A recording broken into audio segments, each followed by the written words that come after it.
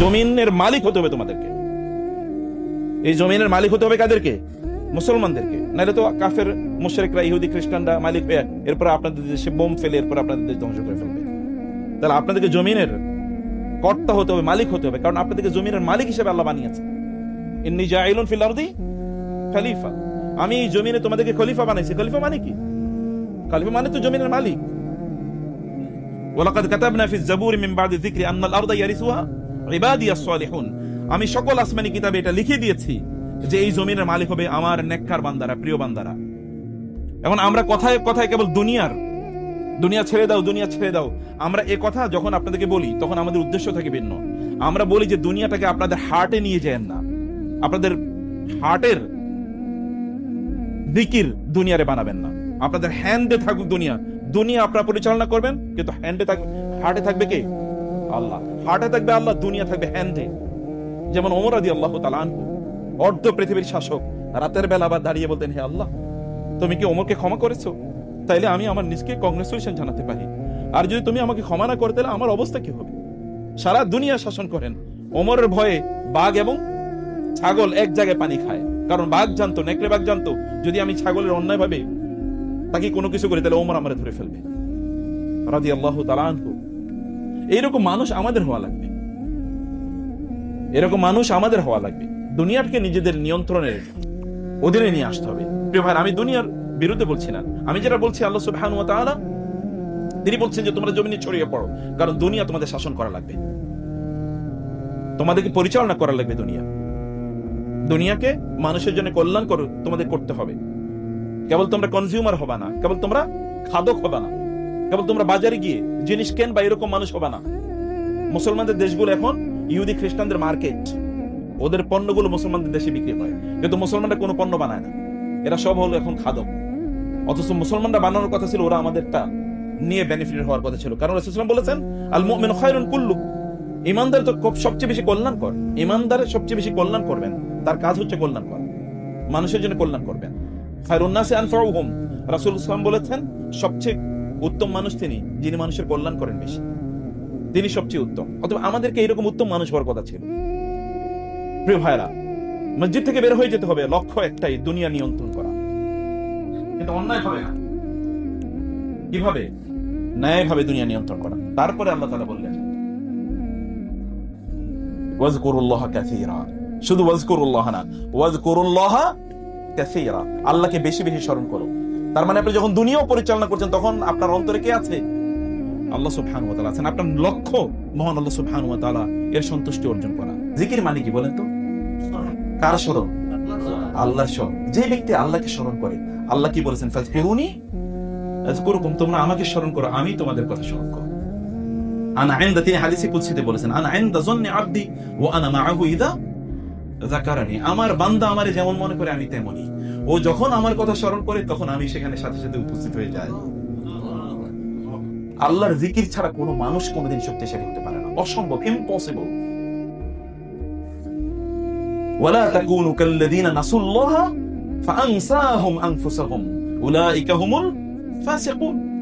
আল্লাহ তাআলা বলেছেন তোমরা তাদের মতো হয়ে যেও না যারা আমাকে ভুলে যায়। যদি ওরা আমাকে ভুলে যায় তাইলে আমি ওদের নিজেদেরকে ভুলিয়ে দেব, ওরা নিজেদেরকে তখন আর মনে রাখতে পারবে না। Most of the people are of this kind and category. অধিকাংশ লোকই তাদের নিজেদেরকে চেনে না, বুঝে না। আমি যে কথা বলেছি আপনাদেরকে বলতে চাই, তাহলে প্রিয় ভাইয়েরা বোনেরা, আমাদের অনেক বড় প্রজেক্ট আছে, কিন্তু আপনার সবচেয়ে বড় প্রজেক্ট হলো আপনার নিজের জীবন। আপনার সবচেয়ে বড় প্রজেক্ট আপনার নিজের জীবন।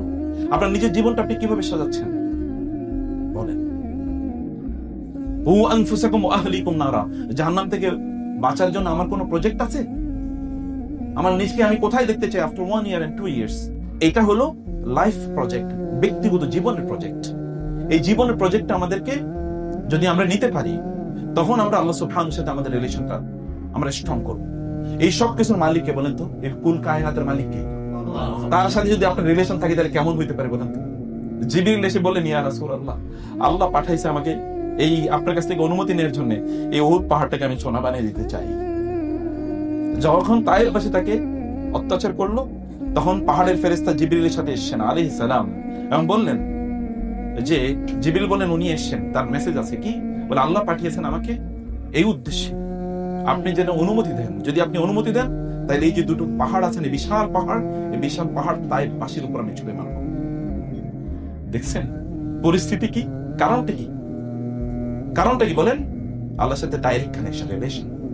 আল্লাহর সাথে রিলেশন তৈরি করার জন্য কোনো ইন্টারমিডিয়ারি লাগে? কোনো মাধ্যম লাগে? কোনো মাধ্যম লাগে না তো। মুসলমানদের সবচেয়ে বড় ক্রাইসিস হচ্ছে আইডেন্টিটি ক্রাইসিস। টাকা পয়সার ক্রাইসিস কে বলছে? এই পৃথিবীর প্রায় 70% মিনারেল রিসোর্স মুসলমানদের কাছে, 40% ন্যাচারাল রিসোর্স মুসলমানদের কাছে কি নাই। এবং এই পৃথিবীর 1/3 মানুষ মুসলমানদের কাছে, যাদেরকে বলা হিউম্যান রিসোর্সেস। তাহলে মুসলমানরা কেন মার খাচ্ছে? কেন মার খাবে?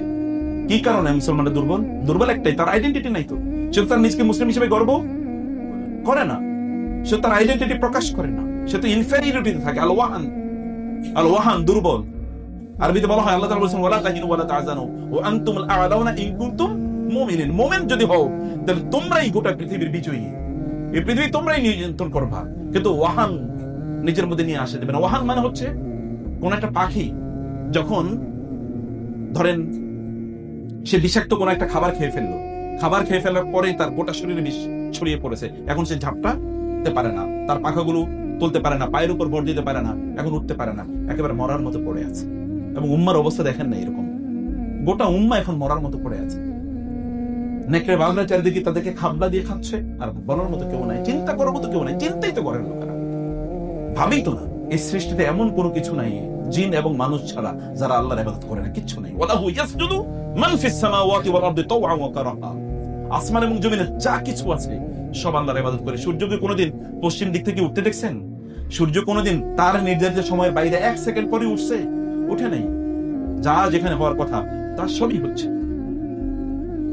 সবকিছু। ওয়াসসাহাবিল মুসাখখারি বাইনাস সামাই ওয়াল আরদ, আসমানে এবং জমিনের মধ্যখানে মেঘ ঝুলে আছে, ওটাকে কোনোদিন আপনি দেখেন না যে মাধ্যাকর্ষণ শক্তি নষ্ট হয়ে গেছে, এবং এ কারণে কি সেটা এখন ভূমি জমিনে পড়ে সব চূর্ণ বিচূর্ণ হয়ে গেছে, এটা দেখেন না? এটা স্টিল ইন ইটস পজিশন, সেটা সবকিছু মেনটেন করে চলছে। সবকিছু আল্লাহ সুবহানাহু ওয়া তাআলা আনুগত্য করে, কেবল মানুষ ছাড়া, কেবল মানুষ ছাড়া। আর আল্লাহ তাআলা বলছেন এগুলো দুইটা বোঝা, এই জমিনের উপর বোঝা, সাকালাইন, দুই বোঝা আল্লাহ বলেছেন। প্রিয় ভাইরা, লাকাদ খালাকনাল ইনসানা ফি কাবাদ, আমি তো মানুষের পরিশ্রমের মধ্যেই তৈরি করছি। আপনার মা যখন আপনাকে জন্ম দিছে, পরিশ্রম ছাড়া জন্ম দিছে নাকি? আপনার জীবন তো পরিশ্রম, আপনি সারাদিন তো এমনি পরিশ্রম করেন। কিছু কিছু লোক তো 24 ঘন্টার মধ্যে 14, 15, 16 ঘন্টাই দৌড়ায়, এবং তার দুনিয়ার কল্যাণের জন্য দৌড়ায়, এর বাইরে কিছু না। তো তার আত্মার উন্নয়ন হয় না, তার গুণাগুলো কি আমল নামে আছে কিনা এটা জানে না। আপনাকে বুঝতে হবে যে আপনার আমল নামে গুনাহ আছে কিনা। একজন বেগুনা মানুষ, যেমন একটা শিশু, তার অবস্থা কি থাকে? একটা শিশু, তার কোনো গুনাহ নাই, তার দেখেন না ইনোসেন্ট, কথাবার্তাগুলো ইনোসেন্ট, আচরণগুলো ইনোসেন্ট। এবং লোকেরা এই কারণে, আমাদের সালাফের ইমাম সৈয়দ রাহমাতুল্লাহ বলেছেন, যদি মানুষ শিশুদের মতো হতো তাহলে প্রত্যেকটা লোক আল্লাহর ওলি হয়ে যেত। আবার বলি, মানুষ যদি কিরসের মতো হতো তাহলে প্রত্যেকটা লোকই আল্লাহর ওলি হয়ে যেত। শিশুরা কি করে? শিশুরা তারা নিজেদের মধ্যে কোনো ঝগড়া বিবাদ মারামারি করে না, করলেও কিছুক্ষণ পরে আবার কি দেখলেন কি আপনি মাইক দিচ্ছেন, আপনার 2 সন্তানের মারামারি করছে দেখা, এরপরে ওরা 2জন বন্ধু, কিন্তু আপনি মধ্যখানে ক্রিমিনাল হয়ে গেছেন, কিন্তু 2জন আপনি পানিশমেন্ট দিচ্ছেন, ওরা কিন্তু এখন বন্ধু। এবং ওরা কি করে? তাওয়াক্কুল করে আল্লাহর উপর, ওরা একসাথে খায়, ওরা কি একসাথে খায়, ওরা আল্লাহর উপর তাওয়াক্কুল করে। ওদের ক্ষুধা লাগছে, কত মা বাবারে বলে, কিন্তু কোনো টেনশন নেই। আপনার মতো তাড়ায়া তারপরে ঘর থেকে নামে না, এরপরে বাসের নিচে পড়বে না, কি হবে কিছু বুঝে না, হারাম এবং হালাল এগুলো কোনো কিছুই বাঁচে না, এরকম না। ও কিন্তু দেখছেন না, শিশু বেগুনা হওয়ার কারণে সে আল্লাহ তাআলা তাকে ভিআইপি হিসেবে ট্রিট করছে। ওর কোনো অসুখ হলে আপনি পাগল হয়ে যান, ও কাঁদে না কিন্তু আপনি কাঁদেন, ওর খাবারের জন্য আপনি দৌড়ান। আল্লাহ সুবহানাহু ওয়া তাআলার বন্ধুতে যদি আপনি পরিণত হয়ে যেতে পারেন, আল্লাহ সুবহানাহু ওয়া তাআলা এরকম আয়োজন আপনার জন্য করে দেবেন। দুইজনই শিশুর মতো, একজন ব্যক্তি তো শিশুর মতো ওইখান থেকে হয়ে আসে। রাসূলুল্লাহ সাল্লাল্লাহু আলাইহি ওয়াসাল্লাম বলেছেন, কায়াউমি ওয়ালাদাতহু উম্মুহু। এখন আমাদের আচরণগুলো শিশুর মতো কিনা বলেন? আপনারা বলেন যে আপনাদের অন্তরে হিংসা, বিদ্বেষ এগুলো কমছে কিনা, ঈর্ষা কমেছে কিনা, এবং গীবত কমেছে কিনা? জিহ্বার ব্যবহারটা কি বলেন? জিহ্বার ব্যবহারটা কি?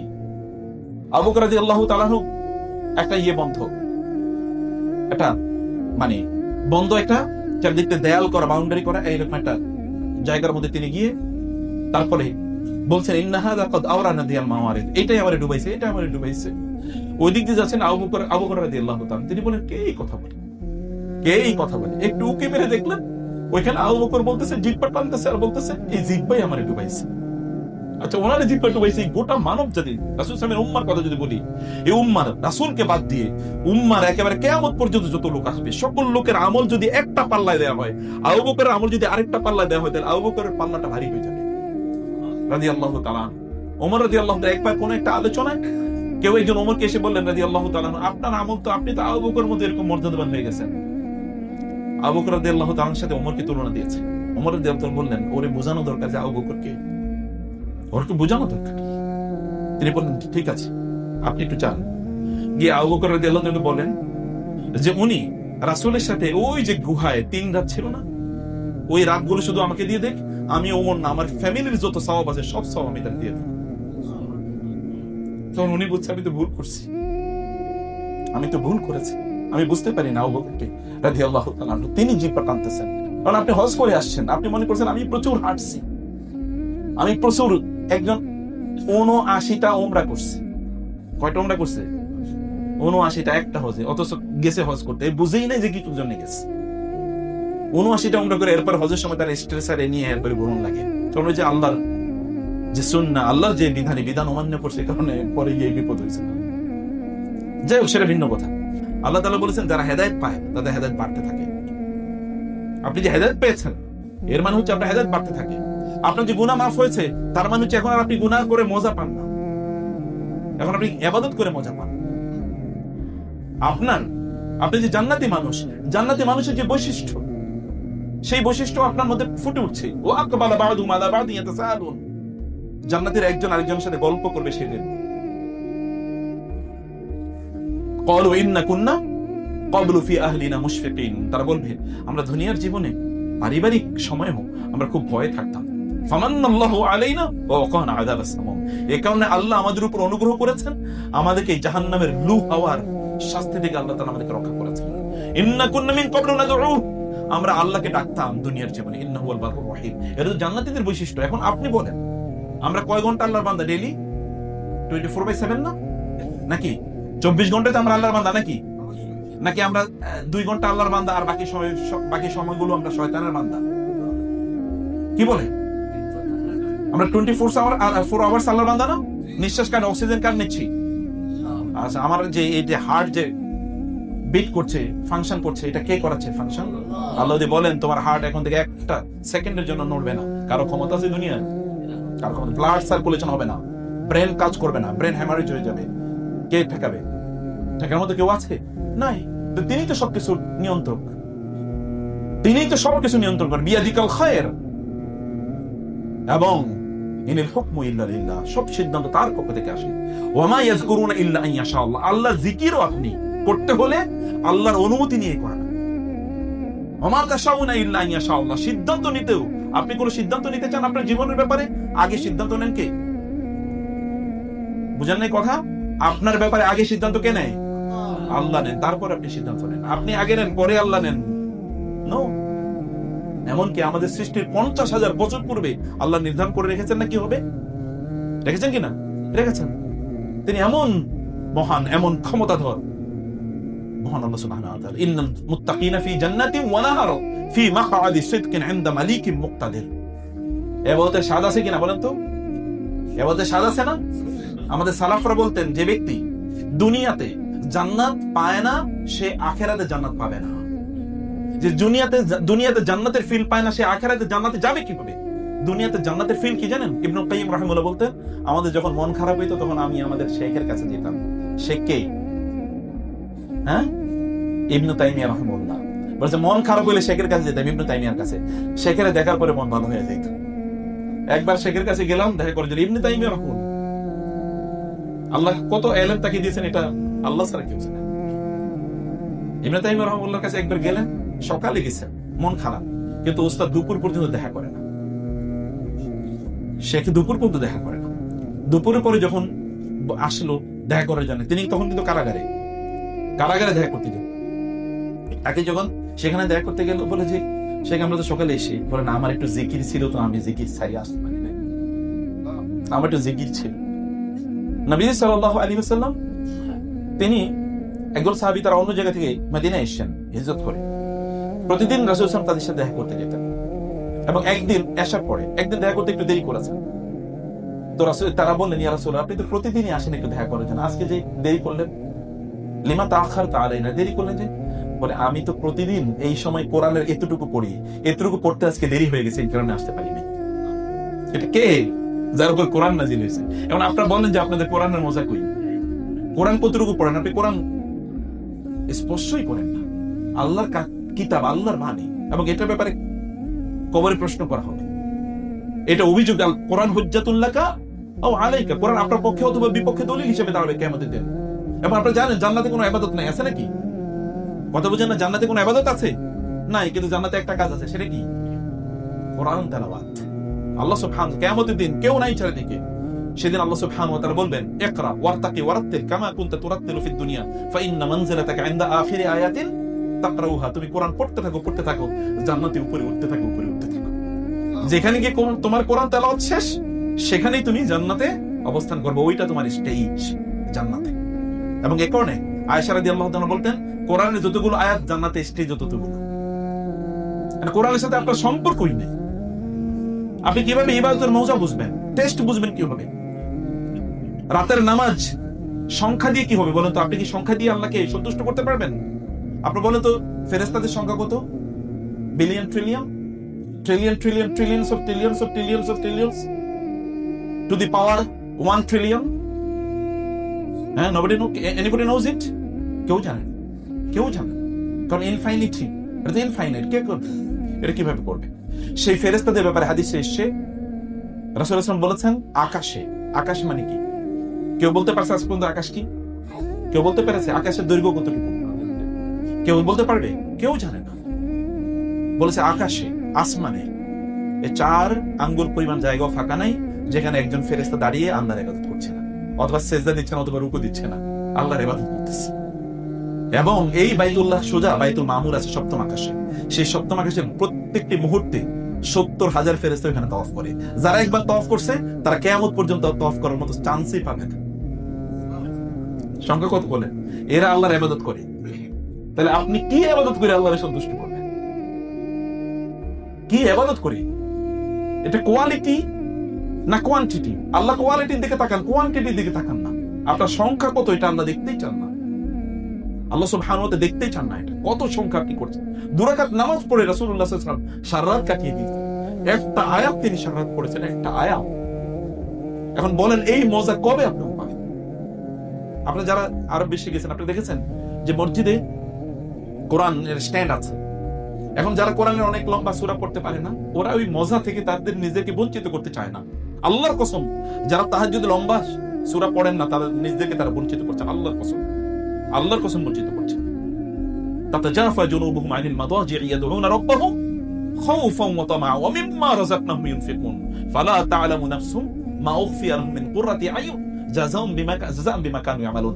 আপনি রাতের বেলা যখন আল্লাহর ইবাদত করেছেন না, গোপনে আল্লাহর ইবাদত করেছেন, আল্লাহ তাআলা গোপনে জান্নাতে আপনার জন্য এমন কিছু প্রস্তুত করে রেখেছেন যেটা দেখে আপনার চোখ ছানা বড় হয়ে যাবে। আল্লাহ, তুমি আমার জন্য এটা বানিয়ে রাখছো।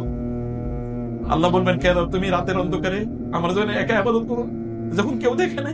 এখন আমি একা তোমার জন্য এটা বানিয়ে রাখছি, কেউ জানে। তা আপনি ইবাদতের স্বাদ কখন পাবেন? এ কারণে তারা ইবাদত, আমি দেখছি ওইখানে বুড়ো অনেক লোককে আমি দেখেছি সামনে কোরআন স্ট্যান্ড নিয়ে, তারপরে তারা লম্বা সময় জুড়ে কোরআন তেলাওয়াত করতেছে নামাজে। আবু হুযায়ফা রাদিয়াল্লাহু বলছেন, আমি একবার রাসূল তাহাজ্জুদের নামাজ পড়ছেন কিয়ামুল লাইল, আমি তার সাথে গিয়ে কিয়ামুল লাইলে জয়েন করলাম। তিনি সূরা বাকারা পড়া শুরু করছেন। আমি ভাবছি যে 100 আয়াত পড়ে থামবেন, কিয়ামুল রাতের নামাজ 100 আয়াত পড়ে থামবেন, কিন্তু থামলেন না। আমি ভাবছি 200 আয়াত পড়ে থামবেন, থামলেন না। আমি ভাবছি সূরা বাকারা শেষ করে থামলেন না। শুরু করলেন সূরা নিসা। সূরা বাকারা পরে কোনটা শুরু করছেন? সূরা নিসা। সহিহ বুখারী হাদিস। সূরা নিসার পরে আমি ভাবলাম এই সূরা পড়ে থামলেন না। এরপরে শুরু করলেন কি? সূরা আলে ইমরান শুরু করলেন। সূরা আলে ইমরান 200 আয়াত, সূরা নিসা 200 আয়াত, এবং এখানে কি 286 আয়াত। কত আয়াত হয়েছে? প্রায় 700 আয়াত পড়েছেন 2 রাকাতে, 1 রাকাতে। কয় রাকাতে? 1 রাকাতে 700 আয়াত পড়েছে, অথচ তার উপর কোরআন নাযিল হয়েছে। অথচ তার উপর কোরআন নাযিল হয়েছে, তার পূর্বের পরের সকল গুনাহ মাফ করে দিয়েছে। আপনারা কি নিয়ে আল্লাহর সামনে দাঁড়ান?